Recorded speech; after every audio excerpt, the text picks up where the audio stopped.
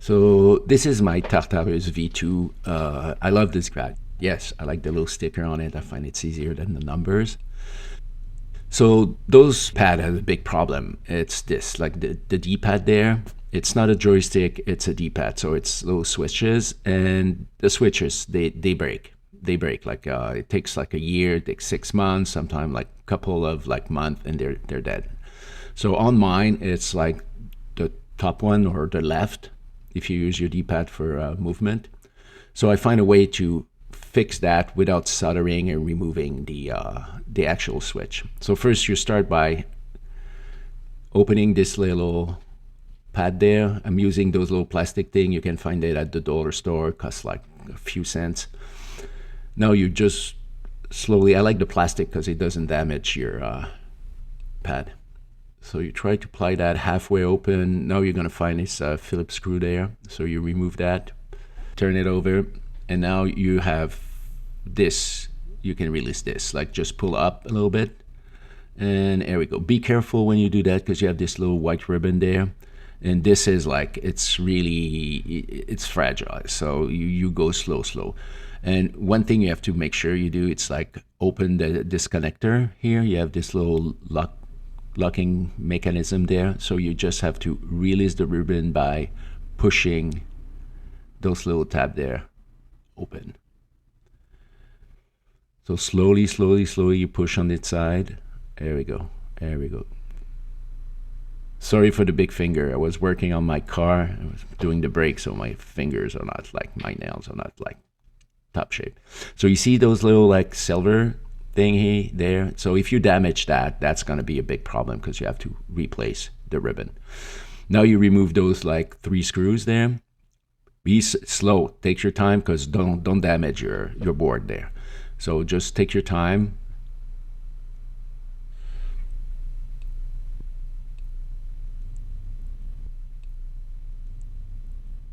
Put them aside. Now you gently pull, so to remove the D-pad from the switches.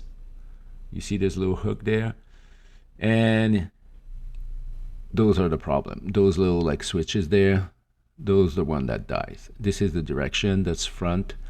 So then you can obviously see, like when you test them, you're gonna see this one's dead. It doesn't click or doesn't do anything. So that's the one you have to replace. Gently pull the little ribbon there. You see there's doesn't lock or anything. Just pull it gently. There we go. Then you put that aside. Those are the switches. That's the company. You can find them on AliExpress, sometime on Amazon, sometime on eBay. Those are the details. So those are the specs from those little switches here. The first time that I removed them, soldered them, desoldered them, it's like I thought it was a big headache. So what I did one day, it's like took one and I look and I say, maybe I can just open them like that. You know, you go under, there's the little like lips there, and you just bring it up and bingo, you open, and it's pretty simple. The mechanism inside, it's just this little like, sorry for the finger again, this little like copper thing there, that's what breaks, or they get bent, or like, and that's the little white button. That's another thing, sometimes they break, same thing. So what you do, you remove that. Oops, you see it's like spring, and then you keep it, you put it aside. That's the thing that it's soldered to the board. So you see, this is pretty basic. You don't have to replace that. They have the hook. That's one hook. That's where you hook the little copper thing. That's where the contact is. So that's this you don't have to replace. So now you go on your board. You make sure you have like, you look at the switch that you want to replace. So this one here, and same process. Slowly try to remove the cover. So you take your time. The first time is not easy, but it's just like, it's gonna come off. So you just need a really small flat screwdriver, and there you go. You see, you take the little thing there, and boom, that's open.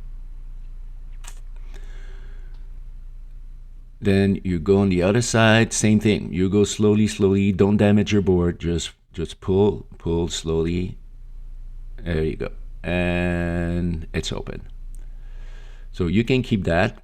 And then that's the little white button there. This one you're going to replace with the one you had from the other switch. And you can clearly see how it's broken. So this little part, that is the main problem with that switch. So you see, broken. And that's why sometimes it makes contact, sometimes it doesn't make contact, sometimes it's bent, and sometimes it's been used so much that it's just flat, it doesn't make contact anymore. So this is the part you have to replace. And so you don't need to solder, desolder, like you just open the switch. It's easier, it keeps your board clean, because when you solder, desolder, it's a headache. So now slowly you put back the new one. It's pretty small, so sorry I'm shaking because it's so small.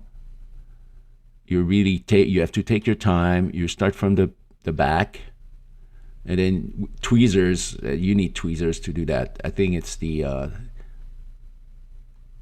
it's a must, because I don't think you're going to be able to replace and put this one in position without tweezers. So yeah, so you see, it's not easy, but you know, it's not, I think it's better than, and that this is the wrong technique. Like, don't do that, you're gonna damage. Here, it's not. So you have to come from under. Oh, I have cramps in my fingers. And sorry again for the big, the dirty nails. You see, you come from under, you hook that back. There you go. Brand new switch.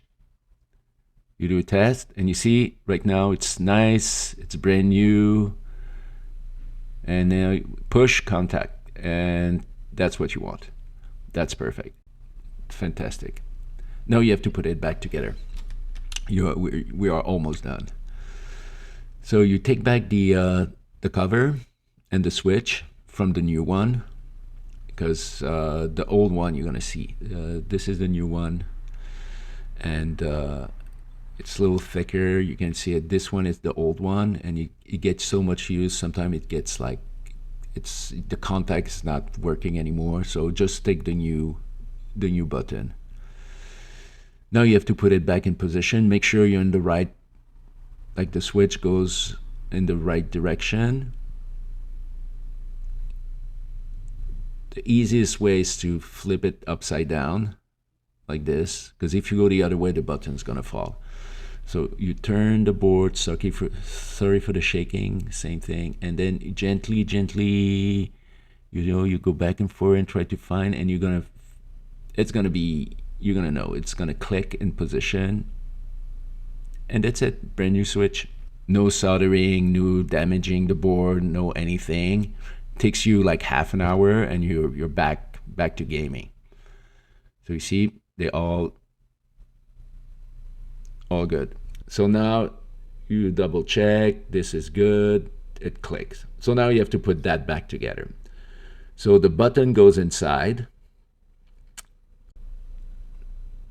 You see the little hook there?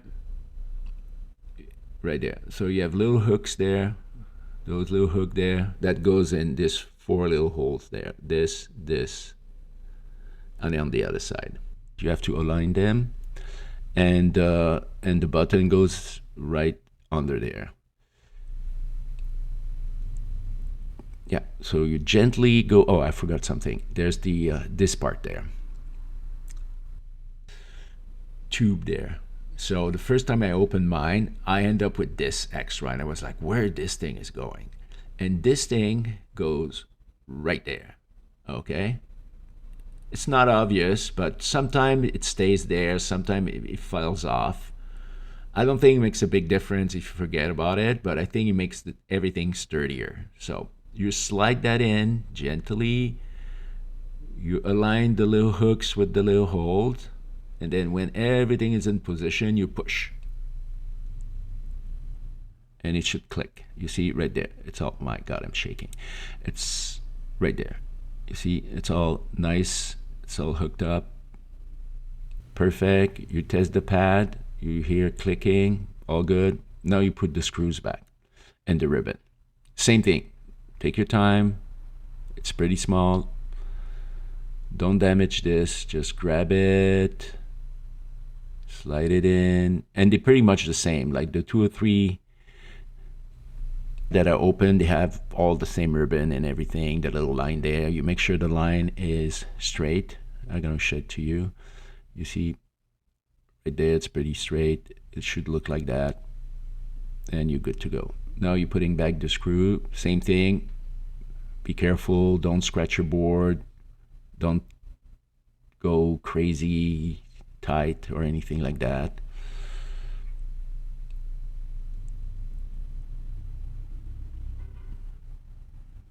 There you go. And now we're going to put that back together. This connector is another big problem. Make sure it's open. Push the little black tab open. So you really, because if you don't do that, you're going to damage this little white ribbon, and it's going to be a headache after that. So you pull that nice and even. You gently pull that. That's nice, because that makes a big difference. The first time I didn't do that, and it was like, why it's not coming out, why it's not coming in. It's like really, and now you're going to see it's easy. You put them in, make sure it's straight, push that, but gently, don't push too hard, just enough to make it nice and straight. Then you close the connector like that. You're good. Now you put back the D-pad in position. Normally it comes from the top down. You see up, and that's what it should look like with the little thing right there. And you see it's perfect. It's nice and close. Now you reopen the little pad there. Put the screw. It's not straight, it's a little bit on an angle.